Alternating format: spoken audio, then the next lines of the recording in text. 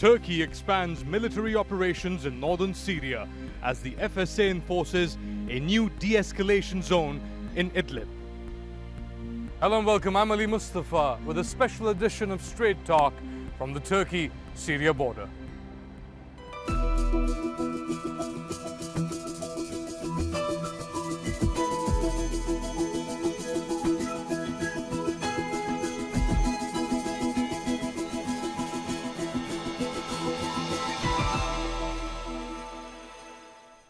Turkish forces have entered Syria's Idlib province right behind me in a mission to support Syrian opposition groups there. It's part of the Astana peace process to establish 4 de-escalation zones in Syria. Now the process is backed by Russia and Iran, but also on Turkey's radar is the YPG terror group, as Can Hasasu reports. A show of force stretching dozens of armored vehicles long, backed up by more than 100 soldiers. It's Turkey's biggest military operation since the success of Operation Euphrates Shield 1 year ago. One of its first objectives was to secure the high ground and set up observation posts. The latest move into northern Idlib forms part of a security mission launched earlier. Turkey wants to monitor a ceasefire as part of an international agreement to establish 4 de-escalation zones inside Syria. Idlib lies in one of them.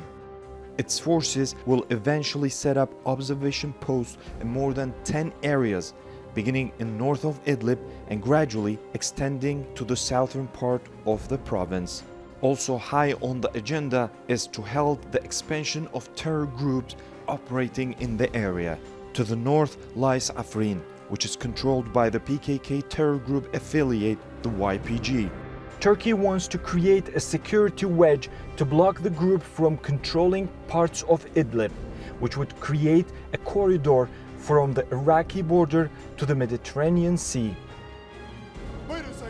Turkish President Recep Tayyip Erdogan has responded to critics about his country's latest move into Syria. İdlib bize sınır. Dolayısıyla tedbirimizi almak durumundayız. Kimse bize niye bunu böyle yapıyorsunuz diyemez. Suriye'ye 911 kilometre sınırı olan biziz. Her an taciz ve tehdit altında olan biziz. Kimse bize niye bunu böyle yaptınız diyemez. One major issue for the Turkish authorities has been the recent influx of refugees. The horrors of Aleppo are still fresh on everyone's mind, and this operation was launched partly to prevent such a scenario from reoccurring. Turkey wants to create a safe zone for residents in Idlib so they are able to return to a normal life free from violence. The security mission is still in its early phase, with no date set for its conclusion. The second convoy of Turkish troops has entered Idlib, and more soldiers are expected to cross the border in the next few weeks. But maintaining calm in Syria will come down to a delicate balance for Turkish forces, which can only be achieved with support of the locals. Can Hasasu, Strait Talk. And to discuss Turkey's overall strategy in Syria, I'm joined by Masoud Ozcan from Ankara. He is the director of the School of Diplomacy at the Turkish Foreign Ministry. Thank you for joining us, Masoud. How does this latest operation in Idlib build on Operation Euphrates Shield from last year, which was also led by the Syrian FSA? There are some similarities, but at the same time some differences. When we look about the Euphrates Shield operation, it was directly against Daesh. And the area that was controlled by Daesh, there were lots of challenges, security challenges emanating from this area. So the first aim of Turkey in that operation was, in collaboration with Free Syrian Army, to eliminate this threat coming from this territory, this Daesh-controlled territory. But when we look to the current operation going on in the Idlib area, there are some differences here between these 2 operations. First, we don't have Daesh here anymore. And in that regard, it's much more not that against a big enemy, so the environment is much more friendly to a certain extent. And on the other hand, the current operation is taking place along with the Astana framework. Because of the talks going on in Astana process, there were agreements between Turkey and Russia to have some de-escalation zones in different parts of Syria, and this is the fourth de-escalation zone to be created in Idlib area. So the aim of Turkish soldiers there is to have the observing mission to observe the de-escalation zones here. So there are some differences in this regard between these two operations. Masood, tell us Turkey's overall strategy in Syria. The long-term policy of Turkey in Syria is to have the territorial integrity of Syria and not to have any challenges, security challenges emanating from Syria to Turkey. And in addition to this, having a political transition which is also agreed in Geneva talks. In that regard, after having this transition, political transition, and eliminating the security challenges there, Turkey is expecting the Syrian refugees, Syrian people, civilians in Turkey to go back home to their hometowns after having the security and stability in different parts of Syria. First, to eliminate security challenges there, to have the political transition there, and then repatriation of the Syrian people to their homes, back to their own country, villages, cities. And Masood, what would you say to people who say that Turkey should do more in Syria and those who say that Turkey has done enough? It's a difficult question. Turkey is doing a lot in terms of hosting more than 3 million Syrian refugees. And on the other hand, Turkey is also contributing to the efforts of different international community inside Syria to help the people who are internally displaced in different parts of Syria. On the other hand, the developments in Syria are creating lots of security challenges for Turkey, and Turkey is trying to eliminate these challenges. And there are different arguments about Turkey's role in Syria, but many people also admit that Turkey done a lot in comparison with other actors. So if there are some people to say more involvement or less involvement, I think Turkey did its best and Turkey did a lot. And what Turkey should do more, Turkey should cooperate with the international community to alleviate the problems that the Syrians are facing.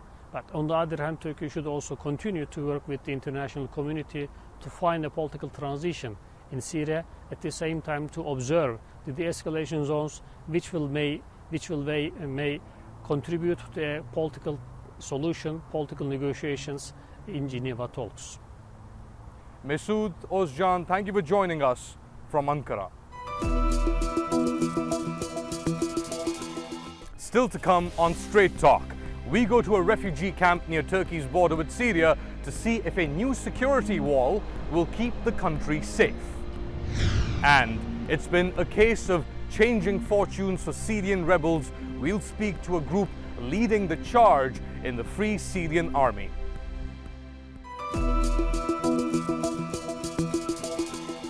With military operations being conducted on a regular basis in these areas, the security situation at the Turkish-Syrian border in Hatay is quite fluid.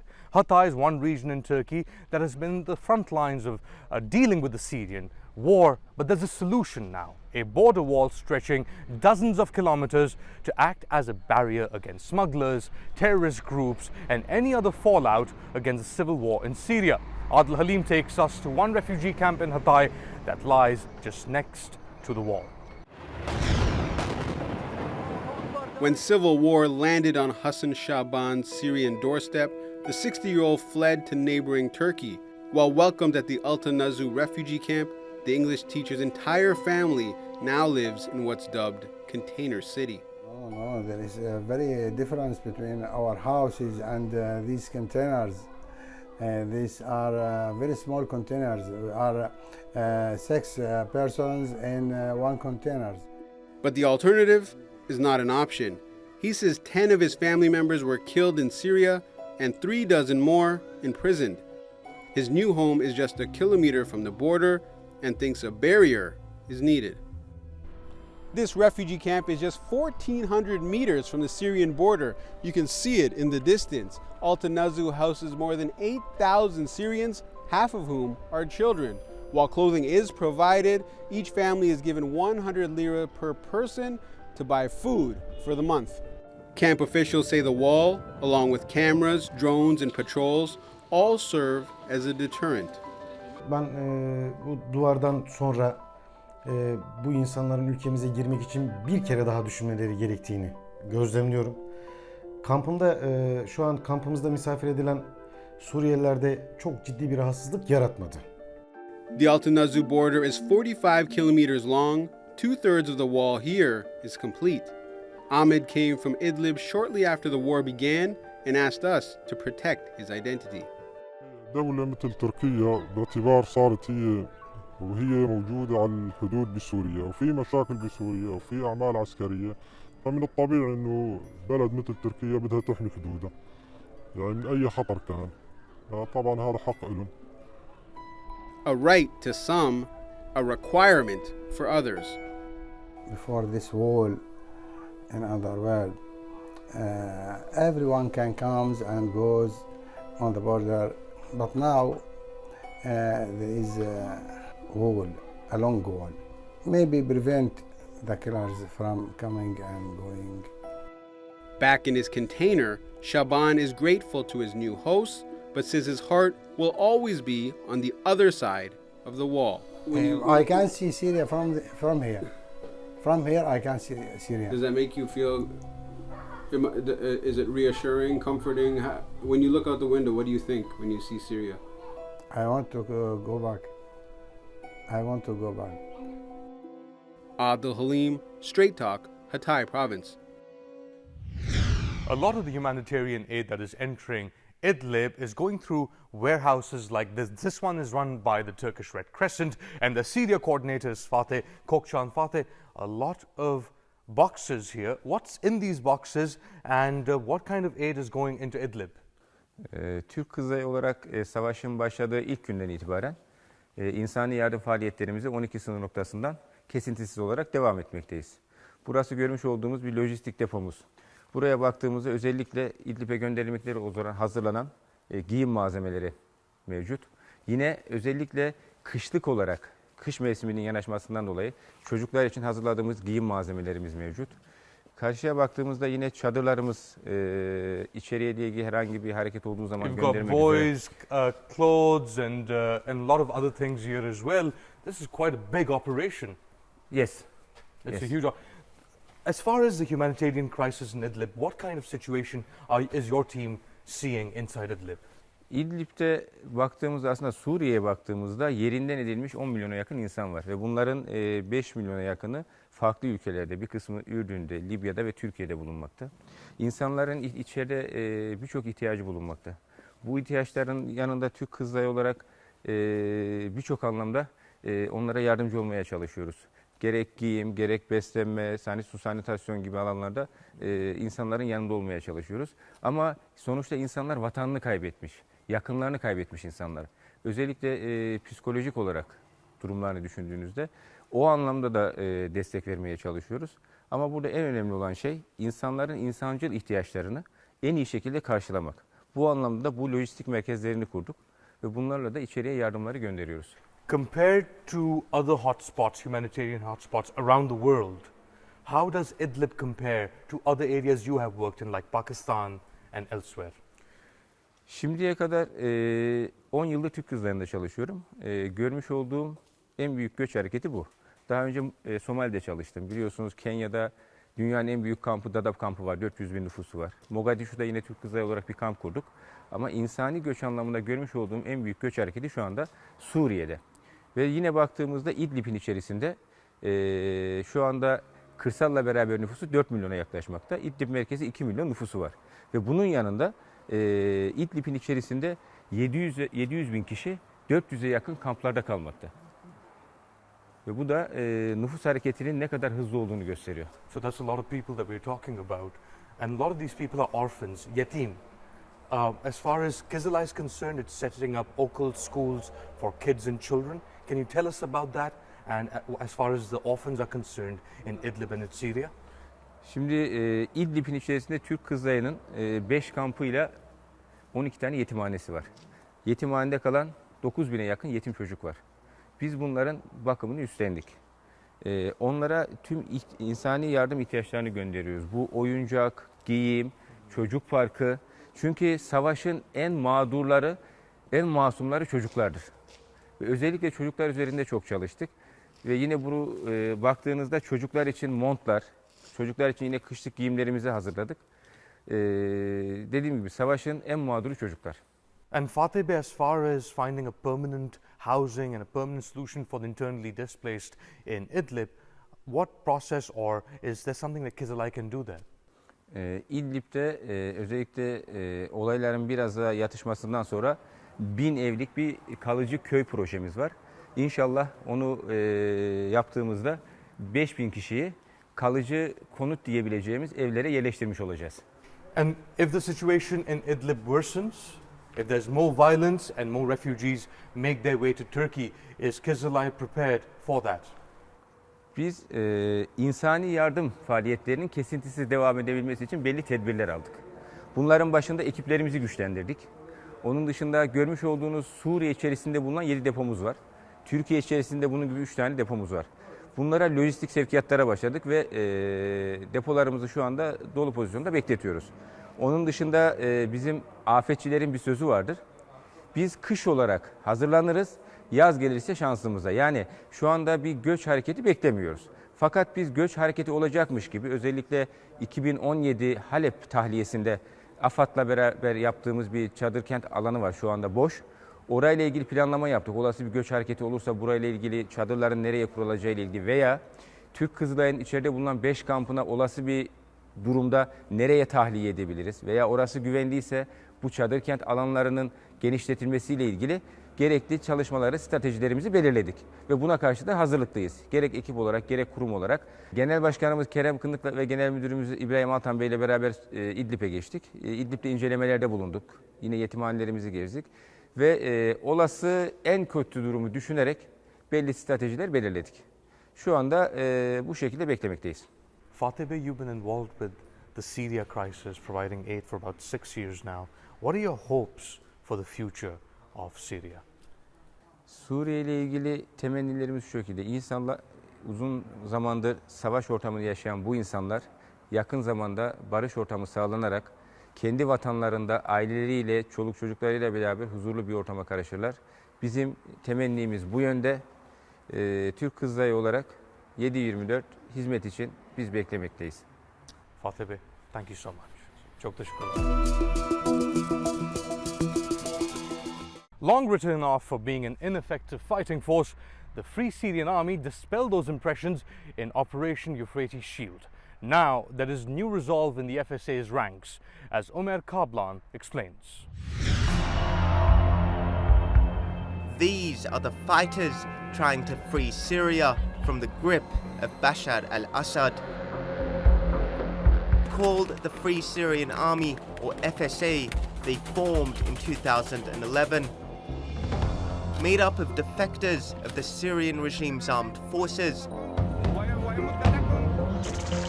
the group was supported by a coalition of countries, including the United States and Turkey. The FSA was provided with weapons and air cover as they battled the Assad regime and Daesh. But years of infighting and clashes against other rebel groups have weakened their effectiveness. The entry of Russian military might in 2015 to back Assad's forces dealt a heavy blow to the FSA as they faced a new, more powerful enemy. The group lost a lot of momentum and strength, causing the US to drop support. But Turkey has continued to back them. In 2016, Operation Euphrates Shield was initiated by the Turkish Armed Forces along with the Free Syrian Army. The operation was aimed at clearing Daesh and the YPG terror group from Turkey's border. FSA units headed into Syria first, and their knowledge of the terrain proved invaluable in battling the terror groups operating there. The Turkish armed forces soon followed and spearheaded the operation to success.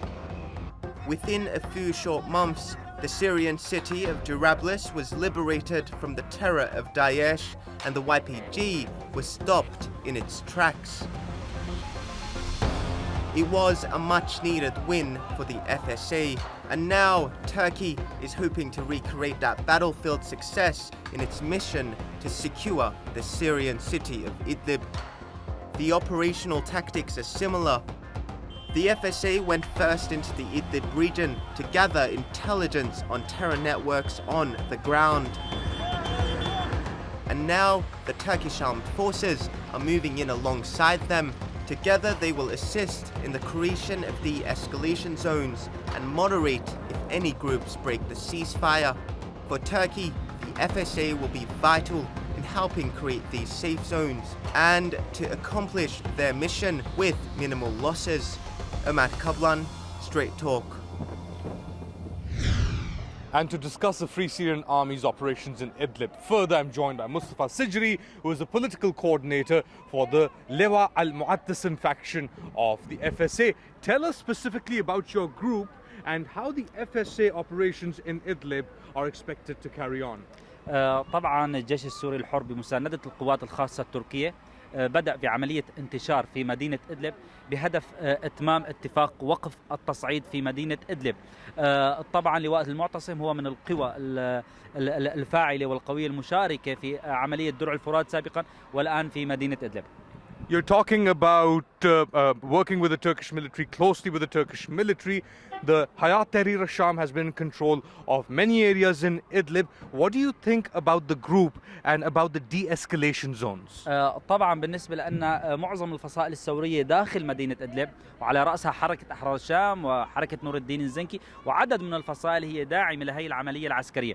بالنسبة لهيئة تحرير الشام كان عندنا مخطط بالنسبة للجيش السوري الحر أنه ندخل هاي المدينة بدون اشتباك واقتتال مع هيئة أحرار الشام بهدف حماية المدنيين وإعادة الاستقرار لهي المنطقة، ولكن أن أصرت هيئة تحرير الشام على مواجهة الجيش السوري الحر فبالتأكيد راح يكون في هناك أعمال عسكرية، ولكن نأمل أن يتم إتمام هذا الأمر بدون أي أعمال عسكرية. What is the number one target as far as the FSA is concerned inside Idlib? ما هو الهدف الرئيسي للجيش السوري الحر؟ طبعا الجيش السوري الحر بالتوافق مع قوات الخاصة التركية هدفه إعادة الاستقرار في مدينة إدلب وقطع الطريق على المشاريع الخارجية لتهدف بالدرجة الأولى لتقسيم سوريا بدعم قوات سوريا الديمقراطية بهدف وصولهم للمنفذ البحري وإقامة ما يسمى بإقليم كردستان سوريا. هي بالنسبة لأن كجيش سوري الحر أولوية، وأيضا يعني سحب الذرائع الدولية التي تحاول دخول المناطق بدعوى محاربة الإرهاب وخشية تكرار سيناريو الرقة وسيناريو مدينة دير الزور. Idlib is the last major stronghold for the opposition. What is the ultimate plan as far as a peace deal is concerned and the status of Idlib if Bashar al-Assad remains in power in Syria? بالنسبة لأن عملية خفض التصعيد هي ما هي عملية استسلام وتسليم لنظام بشار الأسد، هي بالدرجة الأولى الانتقال من العملية العسكرية إلى العملية السياسية وبضمانات دولية وأيضا بالضمان الشريك القوي تركيا. الجيش السوري الحر في عنده أولويات. نظام بشار الأسد هو عدو للشعب السوري، القوى الانفصالية أيضا عدو للشعب السوري وأيضا للقوى المتطرفة الإرهابية، وبالتالي يقع على عاتق الجيش السوري الحر وهو معني بالدرجة الأولى بتحرير كامل المناطق السورية، ونعتبر بأن نظام بشار الأسد هو رأس الإرهاب في سوريا وهو الداعم للقوى الإرهابية كتنظيم داعش الإرهابي وتنظيم القاعدة وأيضا القوى الانفصالية. Mustafa Sijri, thank you so much for your insights. شكرا.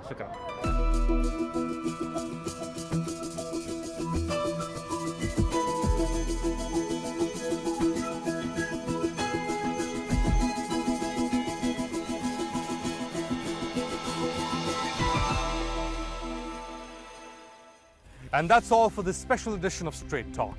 With me, Ali Mustafa from the Turkey-Syria border. Now, if you have any questions or suggestions, do share them with us at #Strait Talk. Until next time, take care and goodbye.